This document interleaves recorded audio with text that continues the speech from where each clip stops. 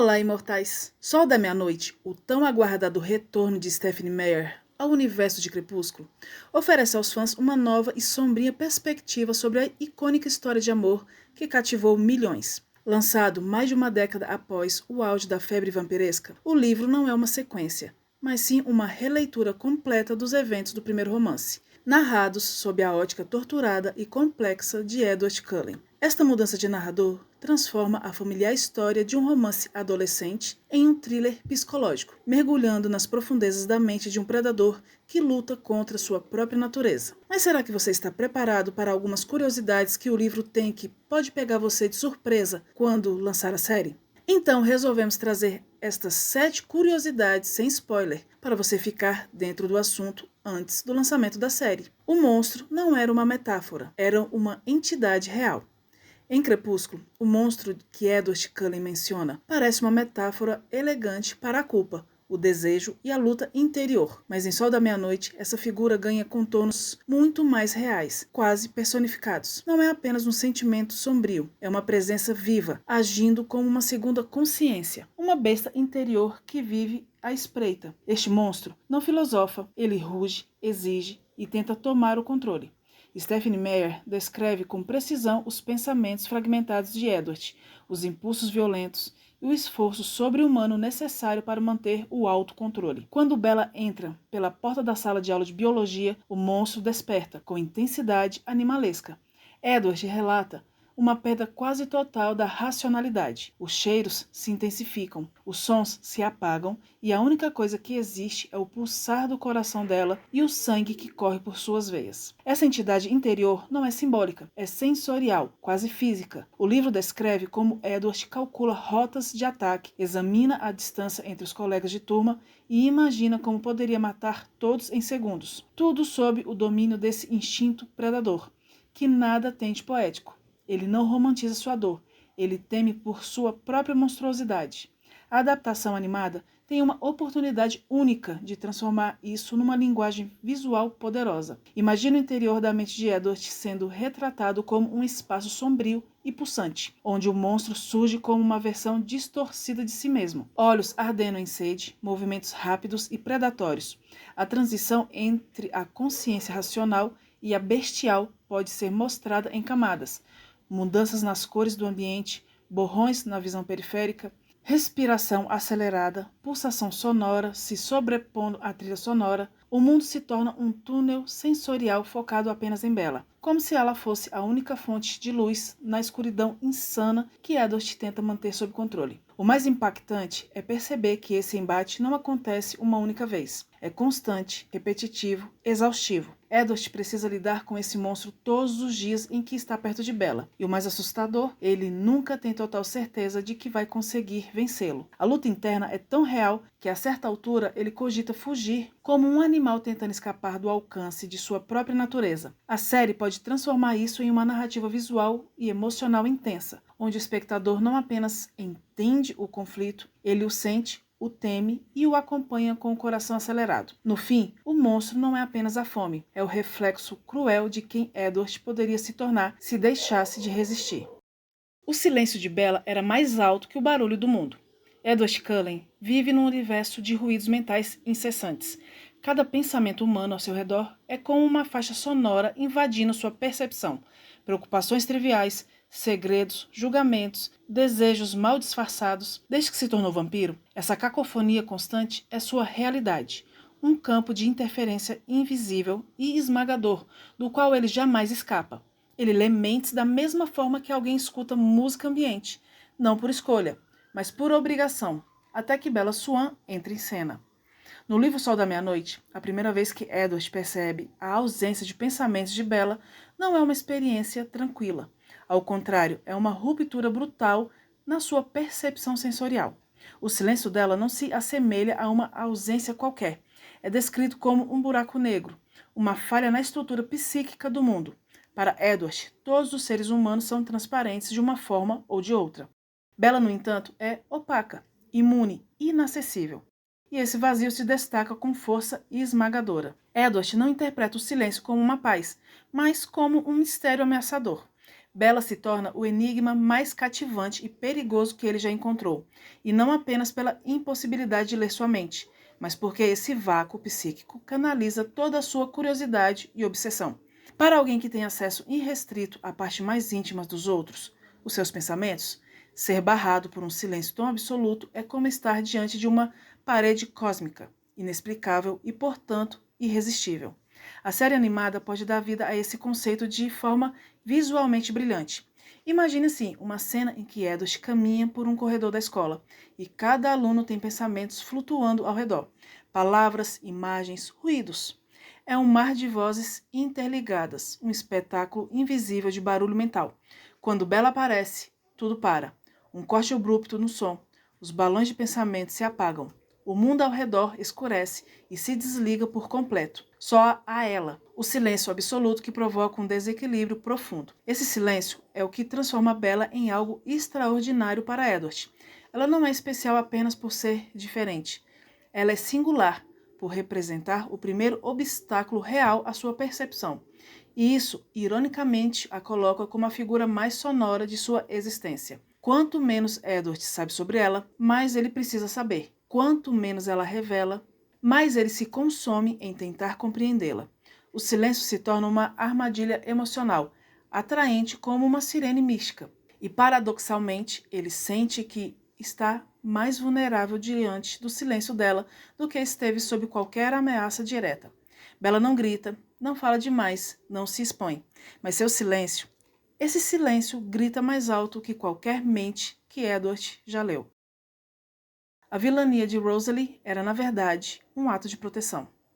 Rosalie Hale sempre foi retratada como a figura fria, distante e rancorosa dentro da família Cullen, aquela que despreza Bella Swan desde o primeiro momento. No entanto, Sol da Meia-Noite revela um lado emocional e profundamente humano e trágico por trás da hostilidade que por tanto tempo confundiu os fãs. O que parecia pura vilania nasce, na verdade, de um instinto de proteção visceral. Rosalie não vê Bella como inimiga, mas como um catalisador de desastre, uma escolha impulsiva de Edward capaz de destruir tudo o que eles construíram e valorizaram, incluindo a sua própria humanidade perdida. Rosalie carrega uma dor silenciosa. A transformação em vampira lhe foi imposta, e ela nunca aceitou plenamente. Ela era jovem, bela, desejada, e sonhava com uma vida humana comum, com casamento, filhos e envelhecimento natural. Ser transformada em imortal a privou desses sonhos, congelando sua vida para sempre em uma perfeição vazia. Bella, ao contrário, escolhe se aproximar do mundo vampírico, e essa escolha fere Rosalie de forma pessoal. Ela vê em Bella a possibilidade de tudo que foi arrancado de si, mas ao invés de admiração, essa percepção desperta raiva, e não por ciúmes, mas por proteção.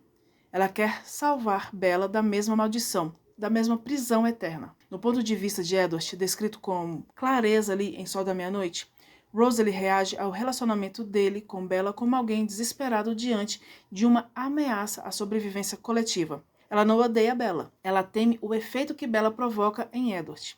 Ela vê nele um homem obcecado, vulnerável, disposto a desafiar regras seculares para estar com uma garota cuja presença desestabiliza o equilíbrio emocional de todos. Rosalie sabe que se Edward cometer um erro, os Volturi podem intervir, expondo o clã inteiro à extinção, e por isso seu ódio é, na realidade, um grito silencioso por responsabilidade. A animação pode explorar essa dualidade de forma cinematográfica e poderosa, ao invés de mostrar Rosalie apenas como a irmã ríspida. O roteiro pode criar flashbacks de sua vida humana, seus sonhos perdidos e a dor da transformação, tudo contrastando com as cenas em que ela observa Bella se aproximando do mundo que ela própria detesta. A sua expressão, seus olhares carregados de dor, sua postura defensiva podem contar uma história de sacrifício e cuidado que os filmes não conseguiram transmitir. Rosalie não está tentando separar Edward e Bella por rancor.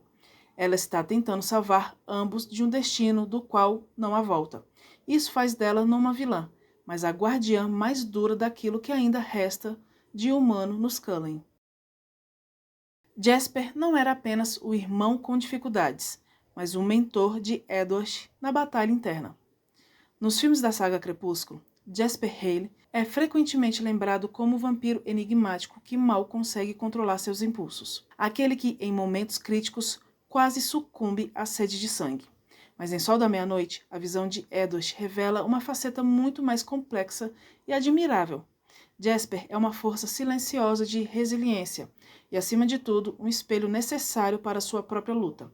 Longe de ser apenas o instável, ele torna-se um mentor não oficial, alguém cujo sofrimento é lido por Edward com reverência e estudo. Jasper possui um dom raro. Ele sente as emoções de todos à sua volta, o que o transforma num observador sensível das tensões emocionais que permeiam cada situação. Edward, por outro lado, lê pensamentos.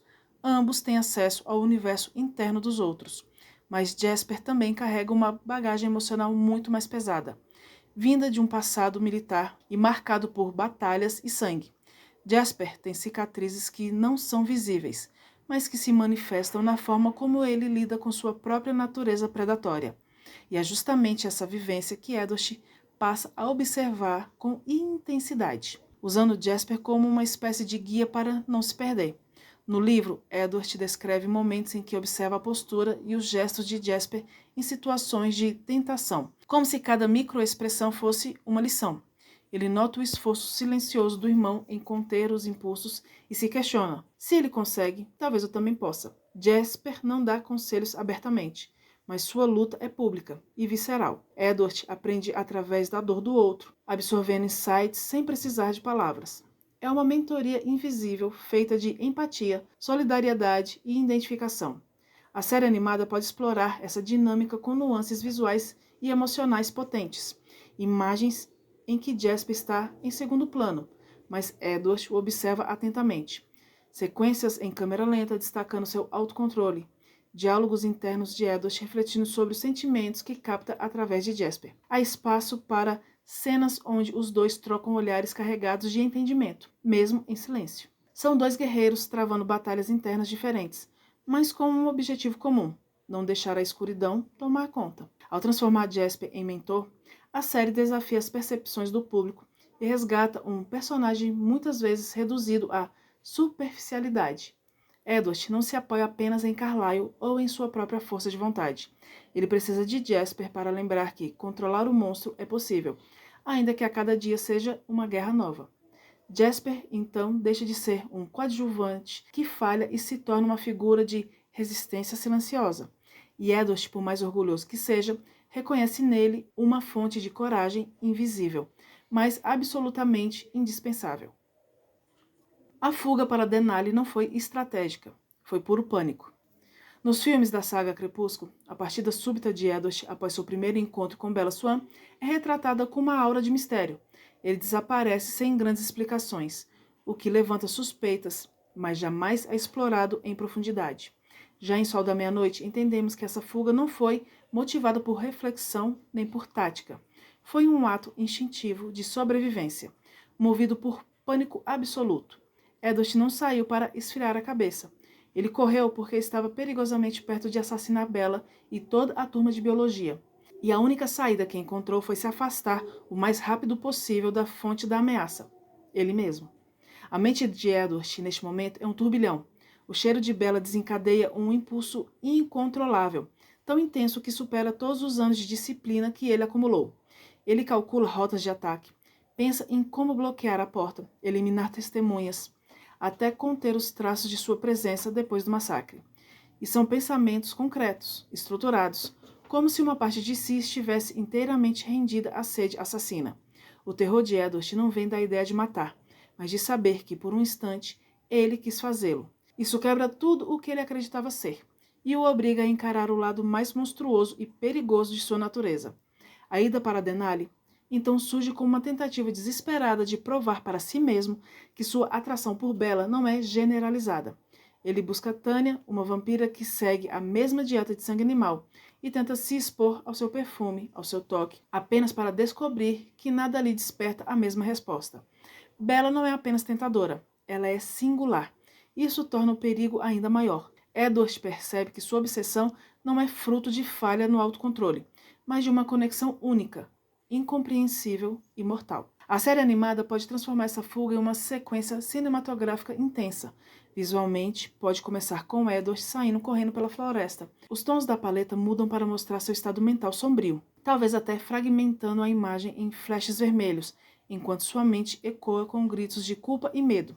Ele poderia aparecer vagando pelas paisagens congeladas do Alasca como uma sombra, olhos fixos sem descansar, como se buscasse uma punição ou redenção no clima gélido e implacável. As interações com Tanya não precisam ser românticas, podem ser carregadas de desconforto, de frustração, por não encontrar nela o que sente por Bella. E isso deixa claro, Edward não fugiu para se proteger do mundo. Ele fugiu para tentar proteger o mundo dele mesmo. Essa fuga, então, deixa de ser um intervalo e se revela como uma passagem crucial de autoconhecimento. Um vampiro que, pela primeira vez, precisa se encarar não como herói, mas como ameaça. Os Amigos de Bella, uma comédia de erros e inseguranças na mente de Edward. A convivência social de Bella Swan e Forks parece, à primeira vista, comum. Colegas de escola amigáveis, conversas triviais, uma rotina adolescente previsível. Porém, sob o olhar aguçado de Edward Cullen, e mais especificamente sob sua habilidade de ler mentes, essa realidade se revela muito mais frágil, contraditória e até cômica.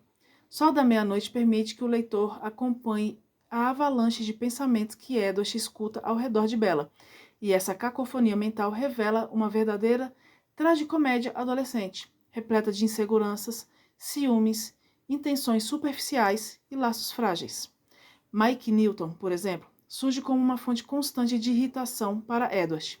Por fora, ele tenta parecer prestativo e interessado, mas por dentro é um poço de egocentrismo e desejo mal disfarçado. Edward ouve seus pensamentos lascivos e competitivos, e sua atitude em relação a Bella é reduzida à conquista vazia. Jessica Stanley também não escapa do julgamento telepático de Edward. Por mais que demonstre uma fachada de amizade, suas intenções são contaminadas por inveja e competitividade. Ela observa cada movimento de Bella com pensamentos que mesclam julgamento estético e recalque emocional. Já Angela Weber representa uma exceção tocante. Edward a vê como uma jovem genuinamente gentil, sem intenções ocultas, o que o surpreende, já que isso é raro entre os humanos. Essa observação constante gera em Edward uma espécie de arrogância silenciosa. Ele sente que Bella está cercada por pessoas que não a compreendem realmente, e isso alimenta ainda mais seu instinto protetor e seu controle obsessivo. A distância entre o que as pessoas dizem e o que pensam acentua em Edward uma sensação de superioridade. Ele não precisa de palavras, as intenções estão escancaradas para ele. Mas essa vantagem também o isola. Ele não consegue compartilhar com Bella as verdades que ouve, o que o deixa frustrado e ainda mais dependente da relação direta com ela, a única cuja mente permanece um mistério absoluto. Visualmente, a série animada tem um terreno fértil para transformar esse contraste em uma narrativa rica e multifacetada. Imagine sequências em que Edward observa os amigos de Bella e os seus pensamentos aparecem como balões animados, cheios de ironia, desejos mal disfarçados, mentiras sutis. As falas ditas pelos personagens são contraditas pelos pensamentos flutuantes, criando uma atmosfera de humor sombrio e crítica social. A mente de Edward pode se tornar uma lente sarcástica sobre o mundo dos adolescentes, revelando como as máscaras sociais são frágeis e como Bella, ironicamente, se torna a mais sincera por justamente permanecer mentalmente invisível para ele. Esse universo caótico o leva a querer se aproximar ainda mais dela, não apenas por amor, mas porque, ao contrário de todos os outros, Bella é real e indecifrável. E isso para Edward é aterrorizante e irresistível. A saga não é sobre amor à primeira vista, é sobre a luta de um viciado. Durante anos, Crepúsculo foi visto como um conto de amor à primeira vista, uma história intensa e misteriosa entre uma humana tímida e um vampiro atormentado. No entanto, Sol da Meia-Noite desconstrói simplesmente essa visão romântica, expondo uma realidade psicológica muito mais brutal. O relacionamento de Edward com Bella é construído sobre os sintomas de dependência química. Ele mesmo define Bella como uma droga feita só para ele, um ponto revelador, que transforma um enredo de romance num thriller psicológico profundo e perturbador. Desde o primeiro encontro, a presença de Bella provoca em Edward uma reação desproporcional, física e mental. Seu cheiro ativa uma necessidade visceral, maior do que qualquer desejo que ele já enfrentou. Edward não experimenta admiração ou encanto. Ele sente fome, obsessão e uma fúria de desejo que coloca em risco não só Bella, mas todos ao seu redor.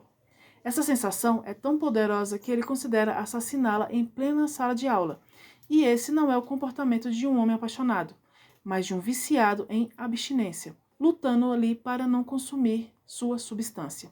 O livro retrata de forma honesta o ciclo clássico de dependência. Há momentos de euforia, quando Edward está perto de Bella, tudo parece fazer sentido. O mundo se torna mais nítido, sua existência ganha propósito. Mas essa euforia é frágil, seguida de paranoia, ciúmes intensos, especialmente com Mike, James ou Jacob, medo de perdê-la ou de vê-la se afastando. Quando ele tenta se manter longe, sua dor é semelhante à de um ácido, uma angústia física, emocional e mental. Ele sofre, ele delira e toma decisões imprudentes, apenas para se reaproximar daquilo que o destrói lentamente. A série animada tem uma oportunidade rara de ilustrar essa luta com profundidade, ao mostrar Edward como um vampiro em recuperação, em constante combate contra seus próprios impulsos. O roteiro ganha potência dramática. A dependência pode ser retratada em cenas onde a presença de Bella distorce a realidade. Os sons se intensificam, as cores mudam, a racionalidade se dissolve. Flashbacks podem mostrar Edward tentando se livrar desse vício com medidas radicais, como a fuga para Denali ou os treinos mentais. O contraste entre o amor idealizado e a obsessão doentia pode se manifestar em monólogos internos cheios de dor e arrependimento. Mais do que um romance entre espécies, Sol da Meia-Noite revela uma história sobre autocontrole, redenção e tentação. Bella deixa de ser apenas a protagonista romântica. Ela se torna a substância que Edward precisa resistir ou sucumbir. Ele quer amá-la, mas antes precisa provar que consegue não devorá-la. Essa ambiguidade transforma a saga em algo muito mais profundo do que aparenta. Uma narrativa sobre o monstro dentro de todos nós e o que estamos dispostos a fazer para vencê-lo.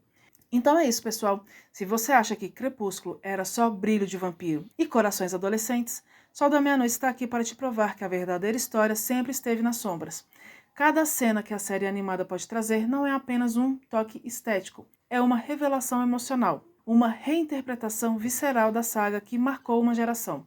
Se essa adaptação for fiel ao livro, prepare-se para revisitar Forks com olhos bem mais atentos e talvez sair de lá com o coração em pedaços e a mente em combustão. Porque no fim, Sol da Meia-Noite não é sobre amor, é sobre controle, sacrifício e o monstro que mora dentro de cada um de nós. Curtiu essa análise? Já se inscreva no canal, ative o sininho e comenta aqui embaixo qual desses 7 tópicos você mais quer ver ganhando vida na animação. E se você é Team Edward, talvez seja a hora de encarar quem ele realmente é. Semana que vem tem mais conteúdo sombrio vindo por aí. E spoiler, talvez a Alice já tenha previsto. Nos vemos na próxima mordida e, como sempre, imortais, até a próxima!